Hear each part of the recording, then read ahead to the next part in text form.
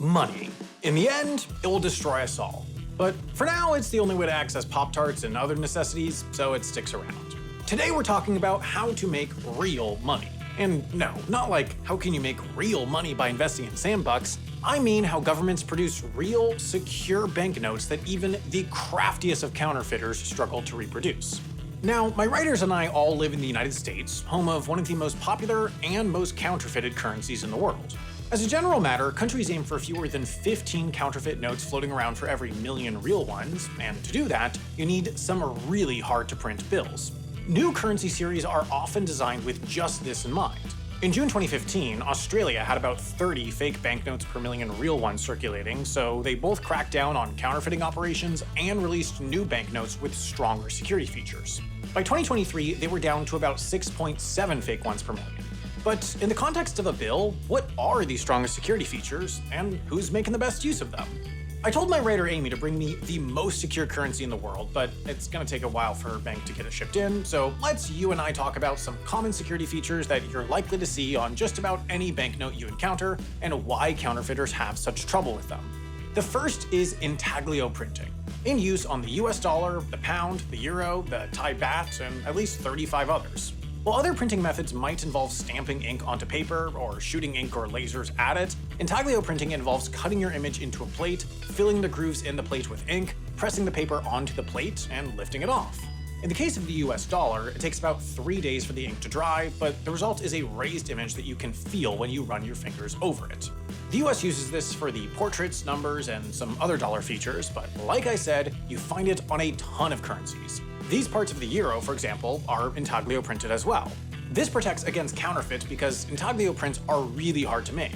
You need a master engraver, top-shelf materials, and machines that can apply incredible pressure to the paper to get these super crisp lines and correct images of real banknotes. Most laymen can't afford to do all that and/or wouldn't know how to do it correctly, even with the right equipment. Another common feature are watermarks and other elements that can only be seen when you hold a bill up to the light. You know about these, the Europa that appears on newer euros, the second portrait on the dollar, etc., etc. These are actually woven into the paper your money is printed on. The dark parts of a watermark are where the manufacturer has made the paper's fibers denser than they are everywhere else on the note. The result is that most of the time, the paper just looks like the paper, but when you put a light beside it, less light passes through the dense parts, and ta-da, watermark. But why stop at holding your money up to light? According to De La Rue, the British company that prints the currency for over 140 countries, their most popular print feature is something they call the Enhanced Gemini. There are over 150 banknotes across tons of currencies that use it, and basically, it's a special ink that makes elements of a banknote's design glow in 2 different colors when held under UV light. Barbados' latest banknotes, released in 2022, make use of this feature and took home the Best New Banknote Series award at Reconnaissance International's Regional Banknote and ID Document of the Year Awards, an award I've submitted sandbucks for at least 10 times now and never gotten so much as a nomination.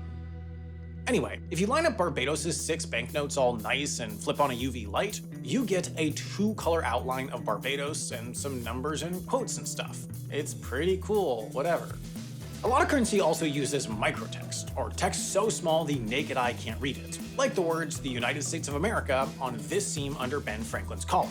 Most counterfeiters would struggle to print this without it ending up blurry, but if you hold a magnifying glass to real money, microtext is always clear and crisp. You'll also see tilt effects, or changes to a note's images or colors that only show up when you hold or move a bill at a certain angle, like how this green bar passes over the number in this corner of the euro, or the holograms that appear and disappear in this silver strip. Now, we don't have all the time to go through every anti-counterfeit feature on every currency in the world.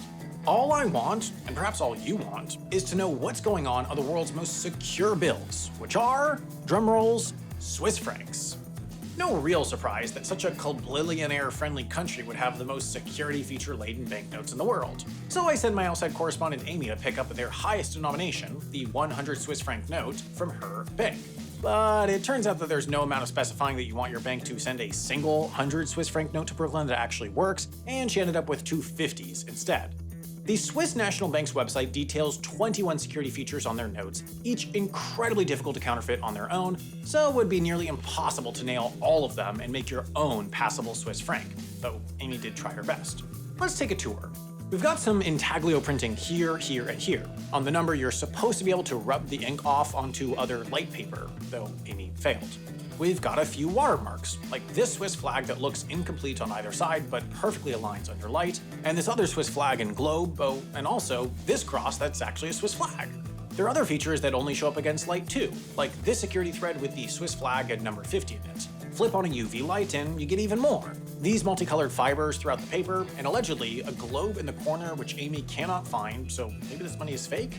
As for Microtext, there's a huge chunk right here next to the letter B, so maybe even Amy's camera can't read it. And as for tilt effects, there's tons. A Swiss cross that appears and disappears next to the letter C, 2 different color change effects on this globe and this strip depending whether you tilt horizontally or vertically. The globe has different colors passed through, the strip has different colored numbers moving around, more Swiss crosses appearing, and a rainbow map of Switzerland and its waterways.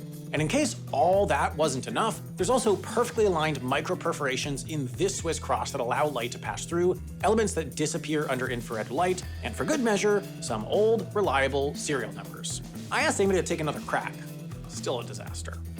And banknote security even goes beyond the bills themselves. Switzerland, like many countries, has rules about what imagery of their bills you can and can't put in print or on video. How high a resolution can you use, and whether you have to plaster the word specimen all over them. Would you believe that real ones don't have that? I was also tickled to learn that, at the behest of the Central Bank Counterfeit Deterrence Group, Photoshop has a counterfeit deterrence thing built in that stops you from opening high-resolution images of currency in their program. So now if you want to counterfeit a $100 bill, you have to do it in, I guess, MS Paint? So yeah, however hard you thought counterfeiting money was, it's even harder. That crumpled bill in your jacket pocket from last winter is actually a pretty sophisticated piece of technology, especially if it happens to be a Swiss franc. That's why everyone should just get Swiss francs the old-fashioned way. Don't counterfeit them, just make one of your employees order them to a bank in a city 1,700 miles away from where you live, then fly to said city and make said employee hand-deliver them to you. Or, invest in sandbucks. Of course, sandbucks are not real. But if you want to support an actual venture of mine, you should check out Scav, the brand new docuseries myself and the whole team at Wendover made. It follows the triumphs and defeats, the epic highs and lows of the world's largest annual scavenger hunt, and the only place to watch it is this video's sponsor, Nebula. Longtime viewers of anything I've ever made already know I started Nebula with some other creators, and one of the amazing things about it is it allows us to make projects like Scav, big, ambitious shows that the economics of YouTube just wouldn't pay for.